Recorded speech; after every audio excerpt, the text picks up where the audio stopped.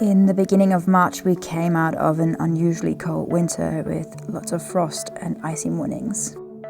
Thanks to our toddler, we were also sick for most of the month, but that's just the life of parents, so we made sure to eat lots of nourishing food from the land to support our recovery.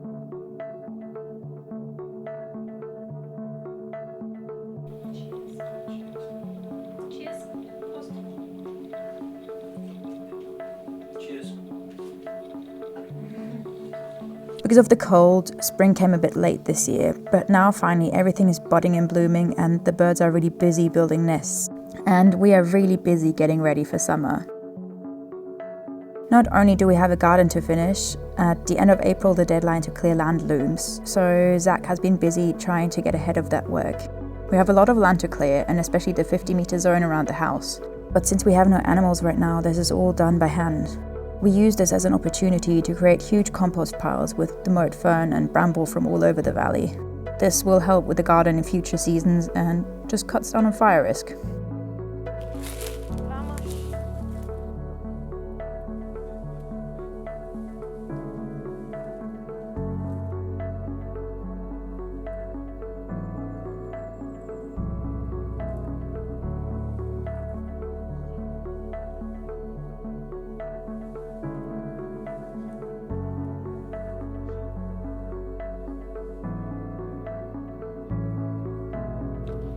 Give me your best blue steel. You are excused.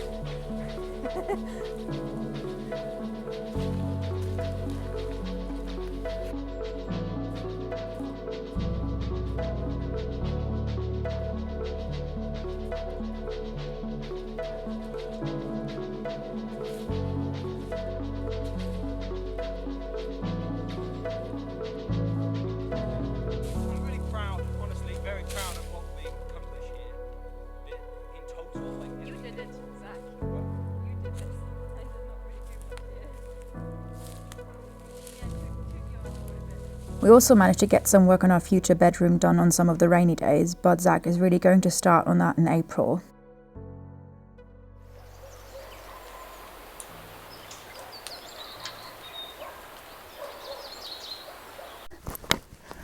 Hello. It really seems like spring is here, which means we need to finish our garden. We need to finish the beds, we need to finish the fence. The fence is... The fence I'm not too super stressed about, but definitely the garden beds. There's some really big changes coming to our lives. I'm going to start a full-time job in less than 2 weeks, which means we have to bang out these projects. Unfortunately, we're all sick yet again, which is just life with the child, really. He just picks up nasty diseases left, right and center. So I was out of action for a week. Zach is just getting it. We're improving.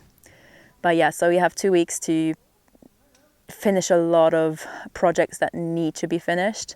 And then I'll start a 9 to 5, which I'm kind of looking forward to, but kind of not. I didn't really want to work full time, but that's just how it ended up. It's a fully remote job, so I'll still be at home and we'll just see how it goes. Like, we don't have the financial stress really that I need this job per se, but we want to finance some really big things on the house.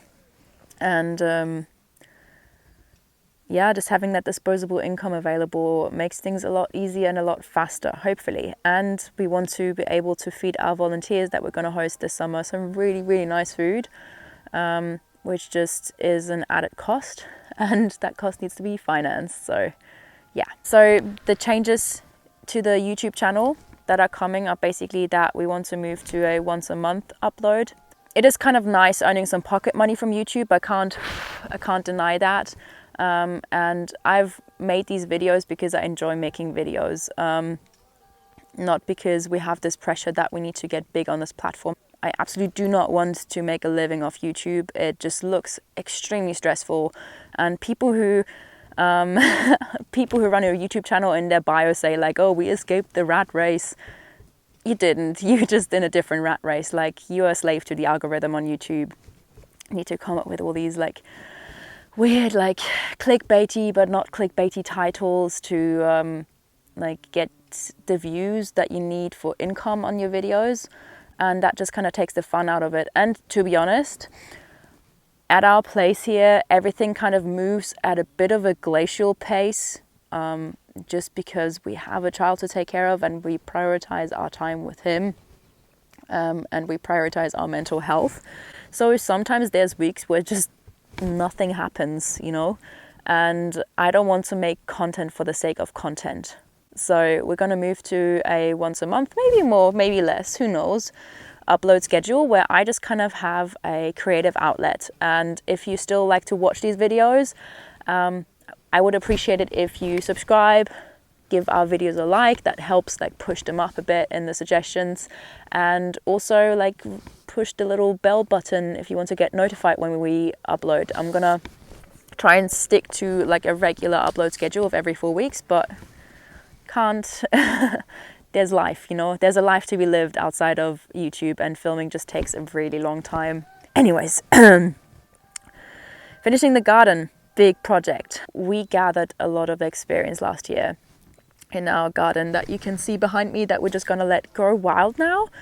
We add a lot of nice soil to the place, and there's a bunch of like stuff that I just let go to seed. So hopefully we'll have like random salads and stuff popping up. That's kind of my dream there, like random flowers as well. And yeah, that garden will be kind of abandoned now. And we'll put our orchard in there next autumn, maybe not. We're moving everything to the olive grove. We have the fence put up finally. It only took us like 6 months to from start to finish. And it's not even finished per se, but we're like so close. So the plan with the garden beds is last year we had most success with lasagna gardening. So we had the pigs in here to get rid of the fern and the bramble. You couldn't walk in there barefoot last year because of all the bramble, but the pigs have really helped with that, and now we just need to go through and like hand pick whatever comes up. I made 20 beds, and the system that we kind of went for now is a bit of an Easter Dean style bed, but our own version of it.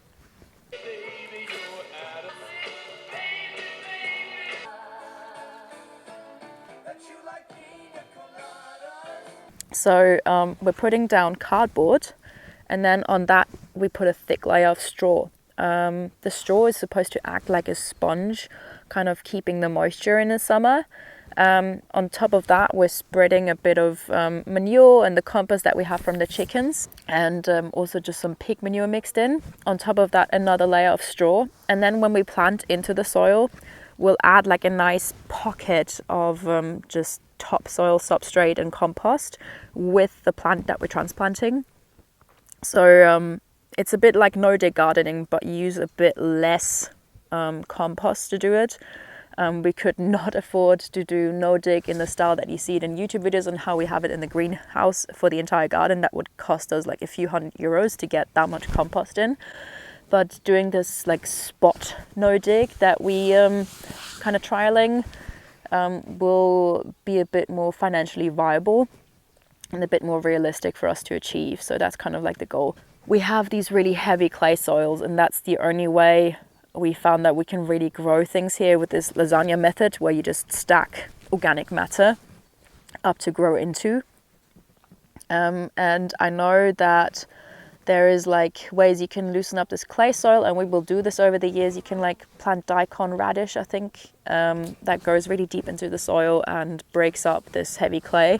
But I don't have time for that this year, and I don't know where to find these seeds locally. I would have to order them in. So that's not going to happen, and we're going to do these kind of like bit raised beds and just see how that goes. I have quite high hopes for the garden this year. I hope I'm not going to be too disappointed. That's the plan. We have compost piles everywhere on our land now. We're going to make a lot of compost this year. That's like one of the big goals. Just to build up the soil here and make it easier to plant into in the future. Like over the years, this will just break down and this place will be transformed as we add more and more organic matter. Now I'm going to go into the greenhouse and sow out some more tomato seeds and some, oh damn, how's it called? Kravu. Neke, but I don't know the English word right now. It's a really beautiful flower. I'm going to sow that out as well.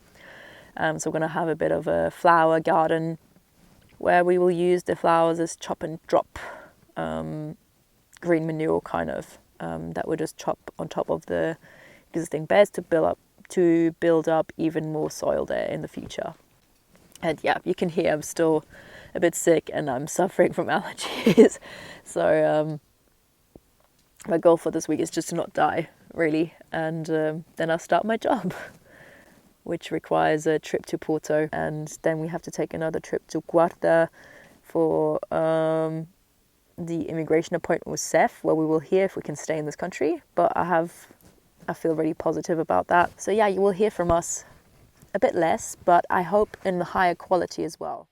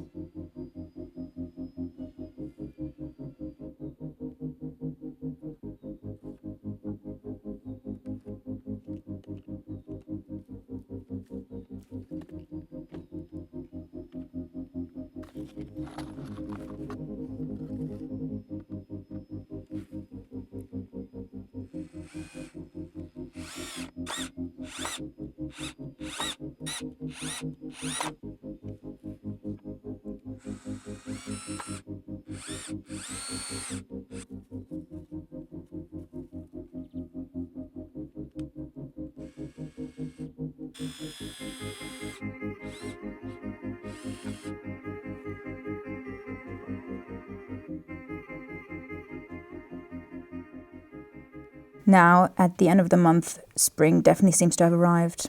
It's nice and warm during the days, and the veggies and seeds have started to explode.